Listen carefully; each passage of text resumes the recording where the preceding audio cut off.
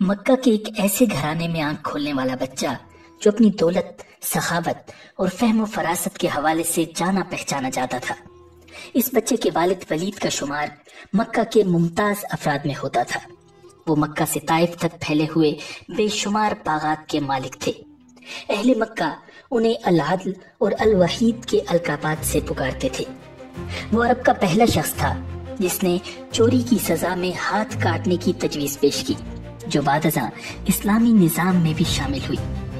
فوجی مہارت میں بھی ولید کا جواب نہ تھا۔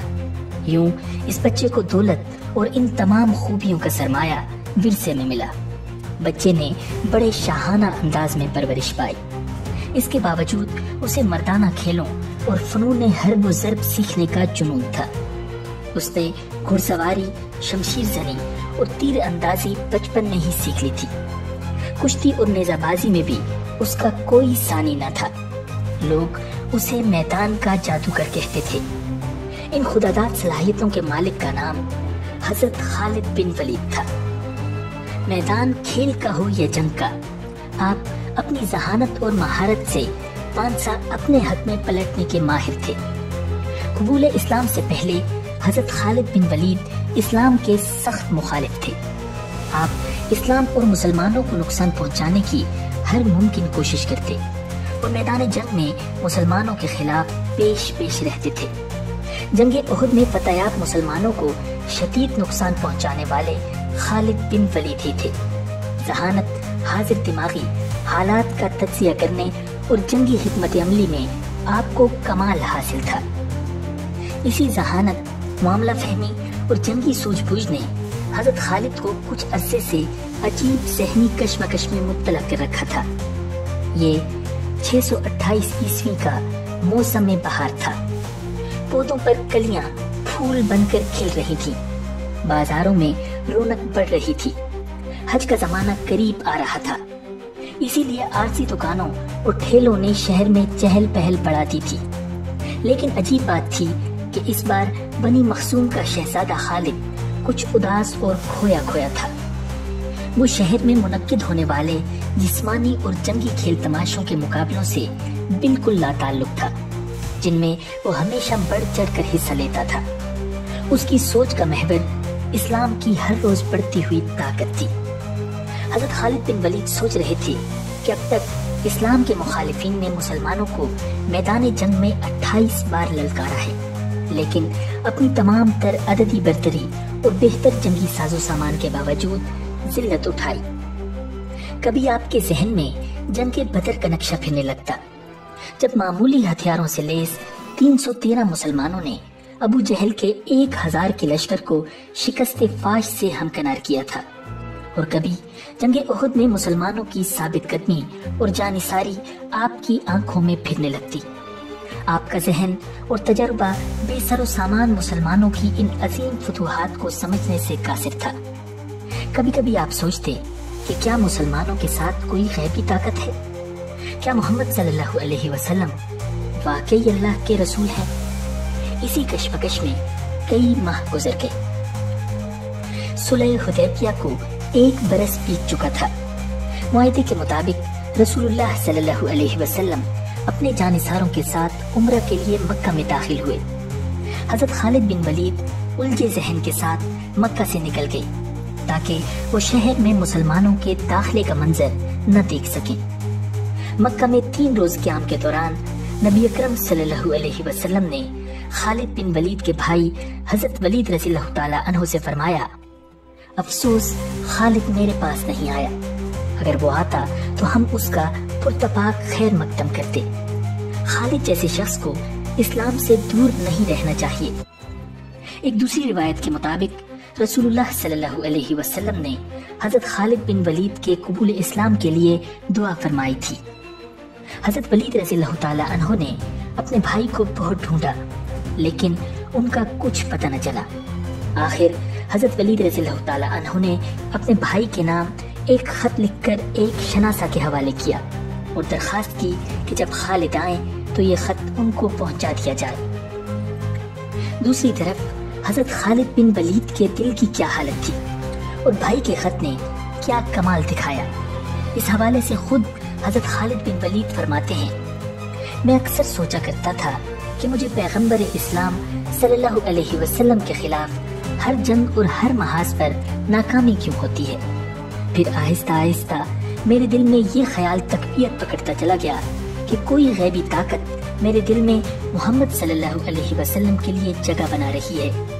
پیغمبر اسلام جب عمرہ کے لیے مکہ میں تشریف لائے تو میں وہاں سے نکل چکا تھا، جس پر میرے بھائی نے مجھے خط لکھا جس میں یہ تحریر تھا، مجھے تعجب ہے کہ تم اسلام سے اس قدر نفرت کرتے ہو، حالانکہ تمہارے جیسا عقل مند آدمی کبھی اسلام سے دور نہیں رہ سکتا۔ میرے بھائی، گمراہی کے اندھیرے سے نکل کر حق کی روشنی میں چلے آؤ۔ بھائی کا خط پڑھ کے میرے دل کی حالت بدل گئی اور میں رسول اللہ صلی اللہ علیہ وسلم کے حضور میں حاضر ہو کر اسلام قبول کرنے کو بے تاب ہو گیا۔ حضرت خالد بن ولید کے دل کو کسی پل چین نہیں تھا۔ آپ نے مکہ کے کئی با اثر افراد کو حال دل سنایا، لیکن کسی نے قبول اسلام کے حوالے سے آپ کی حوصلہ افزائی نہیں کی۔ پھر آپ نے دل کا حال حضرت عثمان بن طلحہ کو سنایا۔ وہ قبول اسلام کے لیے آپ کا ساتھ دینے پر راضی ہو گئے۔ یوں حضرت خالد اور حضرت عثمان نبی اکرم صلی اللہ علیہ وسلم کی خدمت میں حاضر ہونے کے لیے مکہ سے مدینہ روانہ ہو گئی۔ راستے میں ہدا کے مقام پر ان حضرات کی ملاقات حضرت عمر بن العاص سے ہوئی، جو حبشہ سے آ رہے تھے۔ انہوں نے حضرت خالد بن ولید سے پوچھا، ابو سلیمان کہاں کا ارادہ ہے؟ حضرت خالد نے بتایا کہ وہ قبول اسلام کے ارادے سے مدینہ جا رہے ہیں۔ حضرت عمر بن العاص نے بتایا کہ وہ بھی یہی ارادہ رکھتے ہیں۔ ناظرین، 31 مئی 628 عیسوی کا دن اسلامی تاریخ میں بے حد اہمیت رکھتا ہے۔ اس دن اسلام کے دو عظیم جرنیل حضرت خالد بن ولید اور حضرت عمر بن العاص حضرت عثمان بن طلحہ کے ساتھ مدینہ منورہ میں داخل ہوئے۔ سب سے آگے حضرت خالد بن ولید، ان کے پیچھے عمر بن العاص اور ان کے بعد عثمان بن طلحہ تھے۔ نبی اکرم صلی اللہ علیہ وسلم نے انہیں دور سے آتے دیکھا تو تبسم فرمایا اور اس وقت تک مسکراتے رہے جب تک یہ تینوں حضرات آپ صلی اللہ علیہ وسلم کے پاس نہیں پہنچ گئے۔ انہوں نے آ کر خدمت اقدس میں سلام عرض کیا اور کلمہ پڑھ کر مسلمان ہو گئے۔ صلح حدیبیہ کے بعد رسول اللہ صلی اللہ علیہ وسلم نے دعوت و تبلیغ کا دائرہ عرب کے دور دراز علاقوں اور دیگر ممالک تک بڑھانے کا فیصلہ کیا۔ چنانچہ نبی اکرم صلی اللہ علیہ وسلم نے کئی صحابہ کرام کو اسلام کے دعوت نامے دے کر غیر مسلم عرب رئیسوں اور پڑوسی بادشاہوں کی طرف روانہ فرمایا۔ اسی سلسلے میں ایک خط حضرت حارث بن عمیر ازدی رضی اللہ تعالیٰ عنہ کے ہاتھ بصرہ کے عیسائی حاکم حارث بن شمر غسانی کو بھی بھجوایا گیا۔ جب حارث بن عمیر رضی اللہ تعالیٰ عنہ بلقا کے علاقے موتا پہنچے تو یہاں کے عیسائی حاکم شرحبیل بن عمر غسانی نے آپ رضی اللہ تعالیٰ عنہ کو گرفتار کر لیا اور سفارتی آداب کی دھجیاں اڑاتے ہوئے حضرت حارث رضی اللہ تعالیٰ عنہ کو بے دردی سے شہید کر ڈالا۔ جب حضرت حارث بن عمیر رضی اللہ تعالیٰ عنہ کی شہادت کی خبر آپ صلی اللہ علیہ وسلم کو پہنچی تو آپ بے حد دکھی ہوئے۔ آپ نے حضرت زید بن حارثہ رضی اللہ تعالیٰ عنہ کو 3000 مجاہدین کے ساتھ حضرت حارث کے خون کا حساب لینے کے لیے موتا کی طرف روانہ فرمایا۔ ناظرین، یہ 8 ہجری کا واقعہ ہے۔ لشکر روانہ فرماتے ہوئے آپ صلی اللہ علیہ وسلم نے ہدایت فرمائی کہ اگر دشمن سے لڑتے ہوئے زید شہید ہو جائیں تو لشکر اسلام حضرت جعفر بن ابی طالب رضی اللہ تعالیٰ عنہ کی زیر قیادت لڑے۔ اگر حضرت جعفر رضی اللہ تعالیٰ عنہ بھی اللہ کی راہ میں جہاد کرتے ہوئے جام شہادت نوش کر لیں تو اسلامی فوج کی قیادت حضرت عبداللہ بن رواحہ سنبھال لیں۔ اگر وہ بھی خالق حقیقی سے جا ملیں تو مسلمان جسے چاہیں سالار لشکر چن لیں۔ شرحبیل بن عمر غسانی کو جب اسلامی فوج کے روانہ ہونے کی اطلاع ملی تو اس نے زور و شور سے جنگی تیاریاں شروع کر دی، ساتھ ہی روم کے بادشاہ سے مدد طلب کر لی، جو اتفاق سے ایک بڑے لشکر کے ساتھ اسی علاقے میں موجود تھا۔ شہنشاہ روم نے 1,00,000 فوجی جوان شرحبیل کی مدد کو بھیج دیے۔ اسلامی لشکر جب موتا کے قریب پہنچا تو اسے دشمن کی اتنی بڑی تعداد اور وسیع پیمانے پر جنگی تیاریوں کا پتہ چلا۔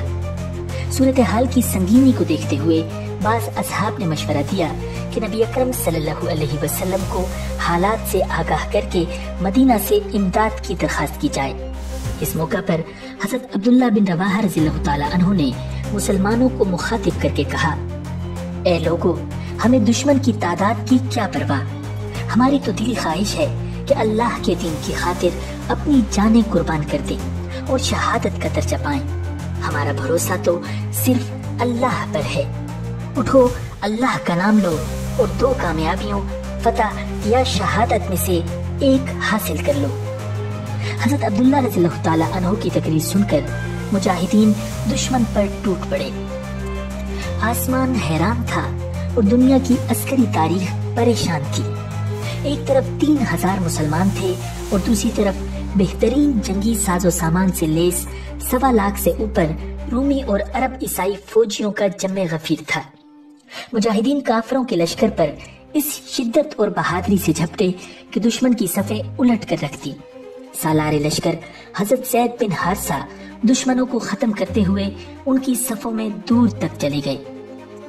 آخر بے شمار کافر سپاہیوں نے انہیں گھیر لیا، لیکن اللہ کے اس سپاہی نے جام شہادت نوش کرنے سے پہلے دشمن کی لاشوں کے ڈھیر لگا دیے۔ ان کی شہادت کے بعد اسلامی فوج کی قیادت حضرت جعفر بن ابی طالب رضی اللہ تعالیٰ عنہ نے سنبھال لی۔ آپ نے ایک ہی حملے میں سینکڑوں دشمنوں کو ہلاک کر دیا، مگر مشکل یہ تھی کہ کفار کی تعداد بہت زیادہ تھی۔ ان کا ایک سپاہی مرتا تو اس کی جگہ 10 تازہ دم سپاہی مقابلے پر آ جاتے تھے۔ حضرت جعفر رضی اللہ تعالیٰ عنہ جرأت و بہادری کی نئی تاریخ رقم کر رہے تھے۔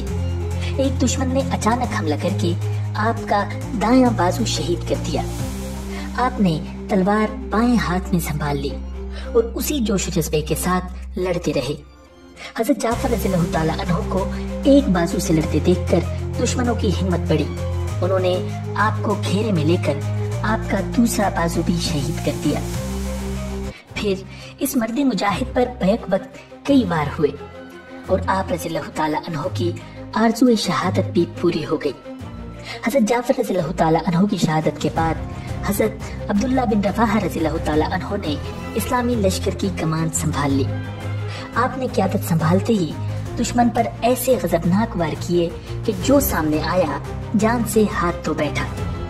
دشمن آپ کا غیظ و غضب دیکھ کر دور ہی سے تیروں، نیزوں اور برچیوں سے وار کرنے لگا۔ اسی دوران ایک کافر کی پھینکی ہوئی برچی آپ رضی اللہ تعالیٰ عنہ کے سینے میں لگی اور یوں اسلامی لشکر کا تیسرا سپہ سالار بھی رتبہ شہادت پر فائز ہو گیا۔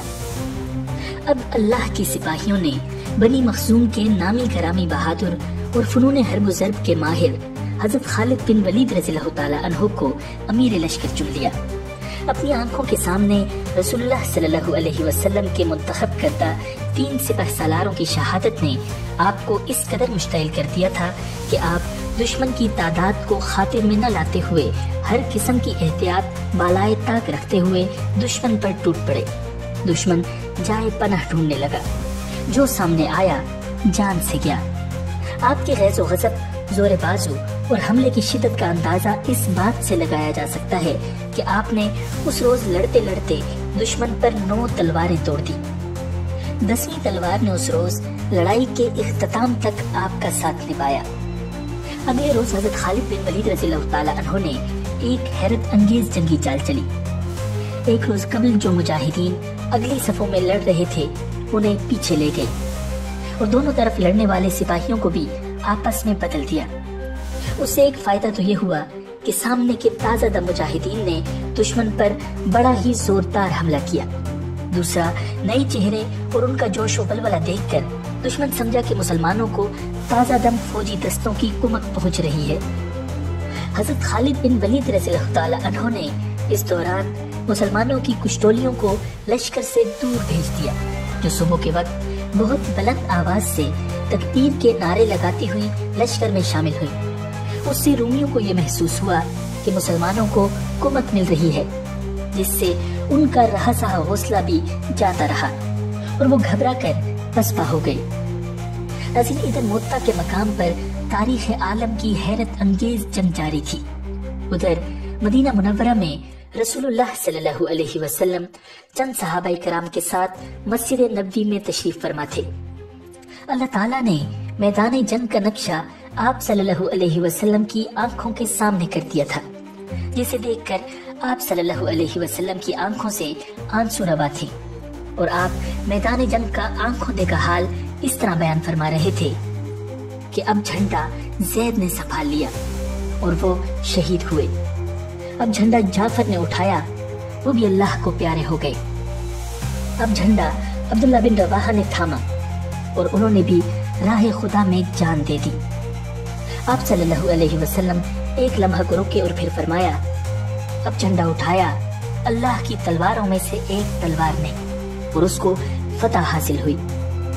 उसके बाद आप सल्लल्लाहु अलैहि वसल्लम ने अपने हाथ दुआ के लिए उठा दिए और अल्लाह के हुजूर यूं दुआ गो हुए, ए अल्लाह, खालिद तेरी तलवार है, उसे हमेशा फातेह रखना।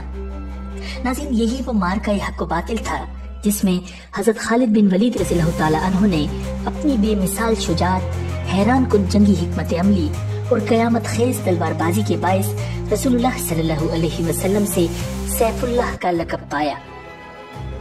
नाज़रीन, मक्का के गिरदोनवाह में बहुत से बुतकदे थे, जिनमें सबसे बड़ा बुत उज़्ज़ा का था। उज़्ज़ा को मुशरिकीन ताकत और खुशहाली की देवी जानते थे। मुशरिकीन पत्थर की इस लाचार देवी के हुजूर ताकत के हुसूल और माली आसूदगी हासिल करने के लिए चढ़ावे चढ़ाते और गिड़गिड़ाते थे। उज़्ज़ा का बुत वादी नखला के एक माबद में रखा था, जो मक्का से 10 मील दूर वाक़ था। इस माबद का इंतजाम बनु शैबान के सपुर्द था। रसूलुल्लाह सल्लल्लाहु अलैहि वसल्लम ने उज़्ज़ा का बुत तोड़ने के लिए हजरत खालिद बिन वलीद रज़ियल्लाहु ताला अन्हु को मुकर्रर फरमाया। यूं आप 30 फौजियों के साथ वादी नखला की तरफ रवाना हुए।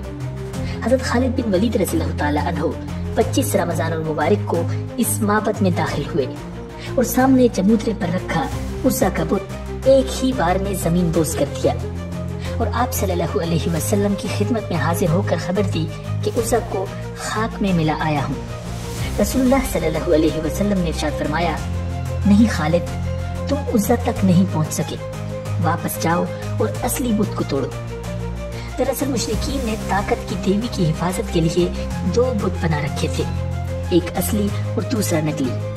हजरत खालिद बिन वलीद रज़ियल्लाहु ताला अन्हु आप सल्लल्लाहु अलैहि वसल्लम का हुक्म पाकर फौरन वापस पलट आए। आपको वापस आता देखकर माबद का पुरोहित दासियों समेत भाग गया। जाते जाते वो उज़्ज़ा के गले में तलवार लटका गया कि ताकत की देवी खुद ही खालिद बिन वलीद से निमट लेगी। हजरत खालिद बिन वलीद रज़ियल्लाहु ताला अन्हु उज़्ज़ा के असली बुत को तोड़ने के लिए आगे बढ़े तो एक औरत ने बाजू फैलाकर आपका रास्ता रोक लिया। आपने पहले वार में उसके सर को तन से जुदा कर दिया और दूसरे वार से खुशहाली और ताकत की देवी उज़्ज़ा को पाश पाश कर दिया। नाज़रीन, फतेह मक्का से 15 रोज बाद नबी अकरम सल्लल्लाहु अलैहि वसल्लम को खबर मिली कि बनु सकीफ का हुक्मरान आसपास के साथियों के साथ मिलकर मुसलमानों के साथ फैसला कुन जंग की तैयारी में मसरूफ है। आप सल्लल्लाहु अलैहि वसल्लम 12,000 मुजाहिदीन के साथ इस खतरे से निपटने के लिए 27 जनवरी 630 ईस्वी को मक्का से रवाना हुए और 31 जनवरी को हुनैन के करीब एक गहरी वादी में उतर गए। मालिक बिन औफ ने मुसलमानों की आमद की खबर पाकर इंतहाई चालाकी से काम लेते हुए अपनी फौज को वादी के पेचोखम में यूं छुपा दिया था कि मुसलमानों को उसकी कानों कान खबर न हुई। 1 फरवरी 630 ईस्वी को इस्लामी फौज का हरावल दस्ता, जिसकी क़ियादत हजरत खालिद बिन वलीद रज़ियल्लाहु ताला अन्हु कर रहे थे, घात में छुपे दुश्मन से बेखबर वादी हुनैन के तंग दरे में दाखिल हुआ। ताक में बैठे दुश्मन ने उस पर तीरों की बारिश कर दी। मुसलमानों के लिए यह हमला कतई गैर मुतवक्के था। दूसरी तरफ मुजाहिदीन का दस्ता जिस रास्ते में दाखिल हो चुका था वो बेहद तंग था। मुजाहिदीन पर कई अतराफ से बेतहाशा तीर बरस रहे थे। मुसलमानों को संभलने का मौका ही न मिल सका। नतीजतन हरावल दस्ते में भगदड़ मच गई।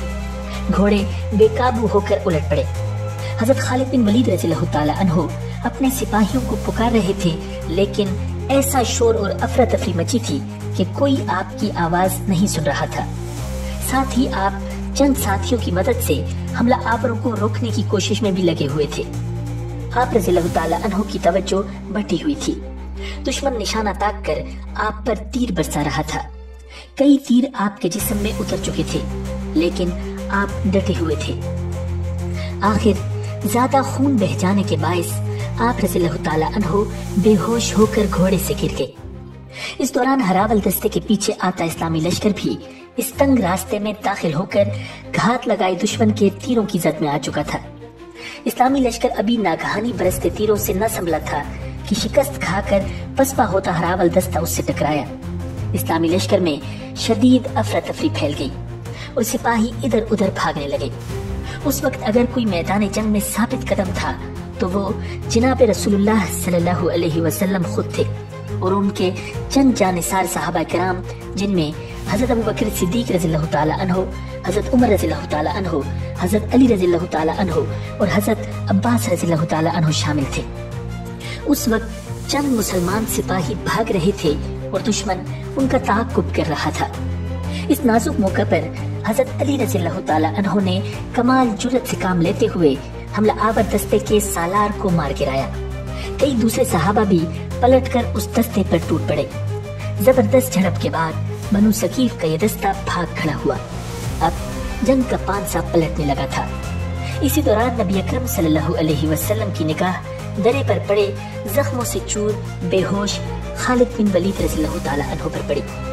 آپ صلی اللہ علیہ وسلم ان کے پاس تشریف لے گئے اور ان کے جسم پر سر سے پاؤں تک پھونک ماری، جس پر حضرت خالد رضی اللہ تعالیٰ عنہ نے آنکھیں کھول دی۔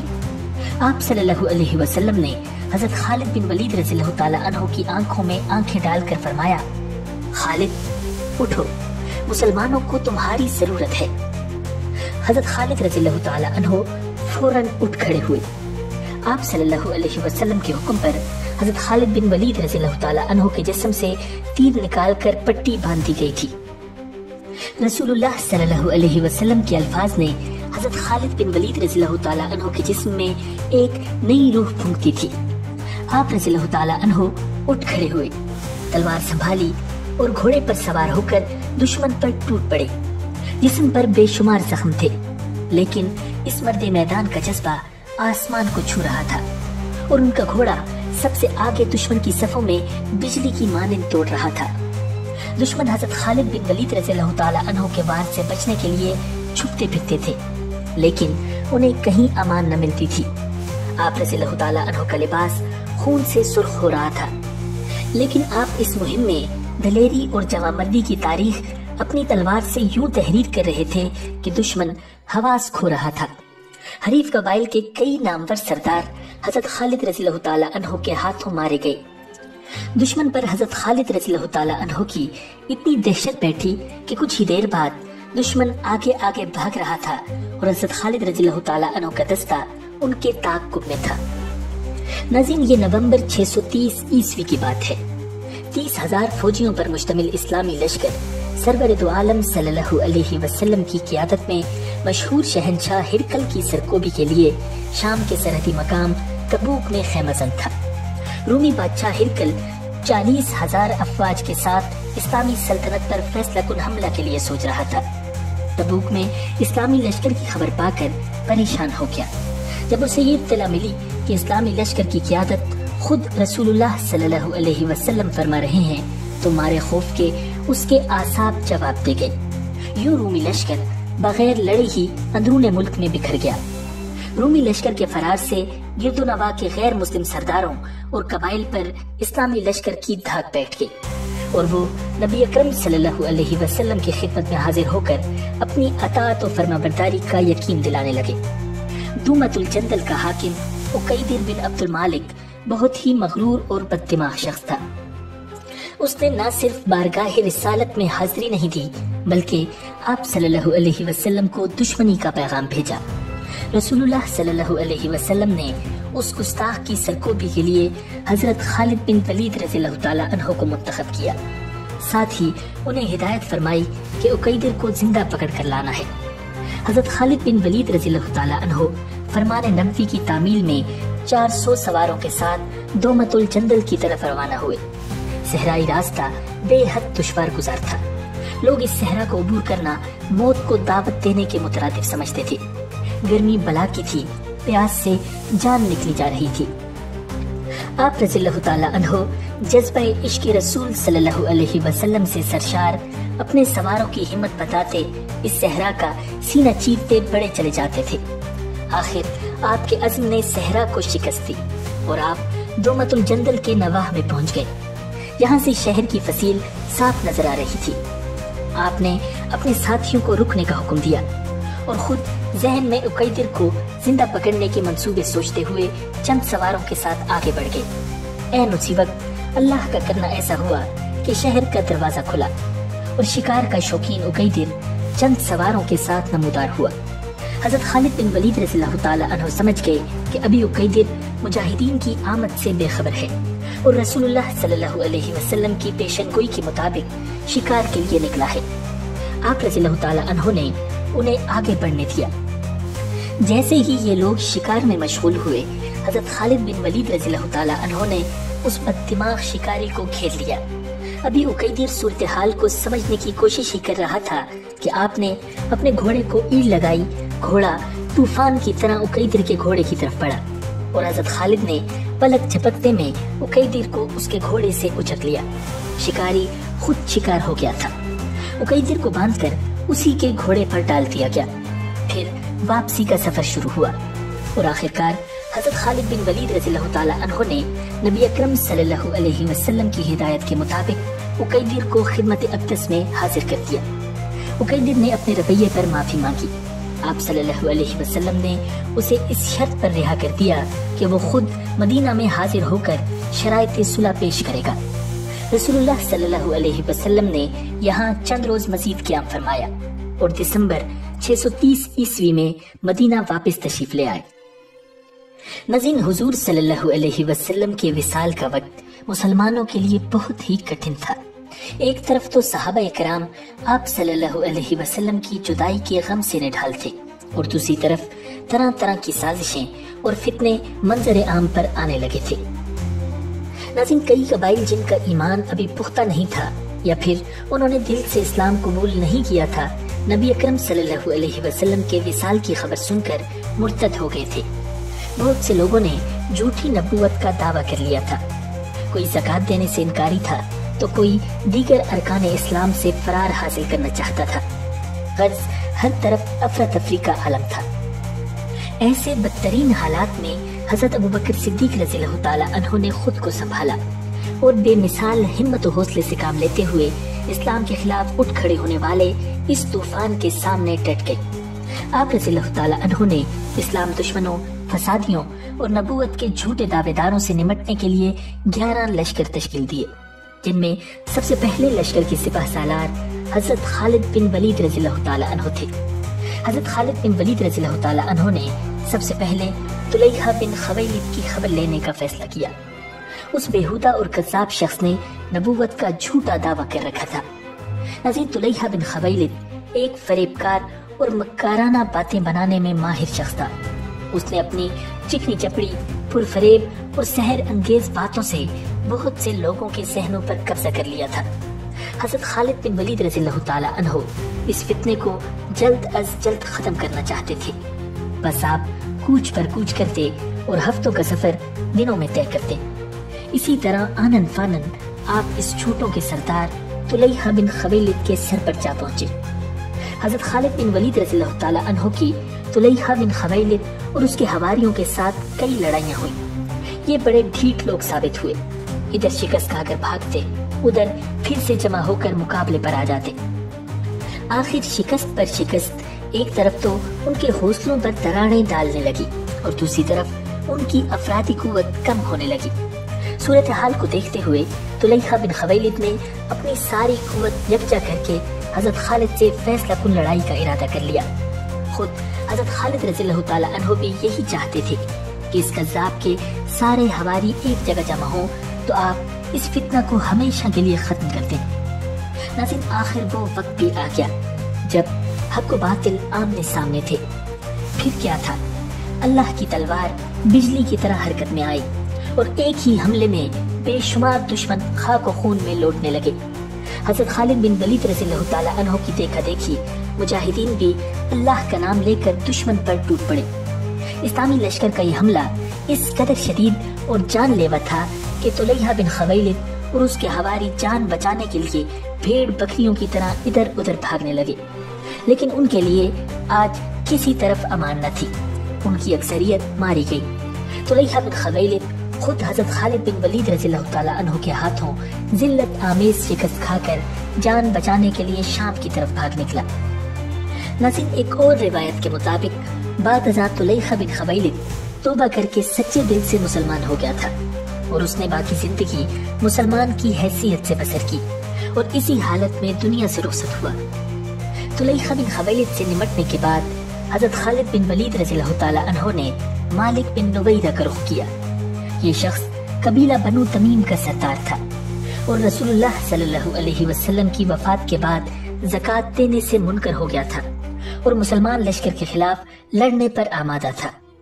چنانچہ حضرت خالد بن ولید رضی اللہ تعالیٰ عنہ کی سپہ سالاری میں مسلمان مجاہدین نے مالک بن نویرہ پر حملہ بول دیا۔ دیکھتے ہی دیکھتے بزدلوں اور مرتدوں کا یہ ٹولہ میدان چھوڑ کر بھاگ نکلا۔ بھاگنے والوں میں سے اکثریت مجاہدین کے ہاتھوں ماری گئی۔ اس مارکے میں مارے جانے والوں میں خود مالک بن نویرہ بھی شامل تھا۔ اسلام کا ایک اور دشمن اپنے حواریوں سمیت حضرت خالد بن ولید رضی اللہ تعالیٰ عنہ کے ہاتھوں اپنے انجام کو پہنچا۔ اب حضرت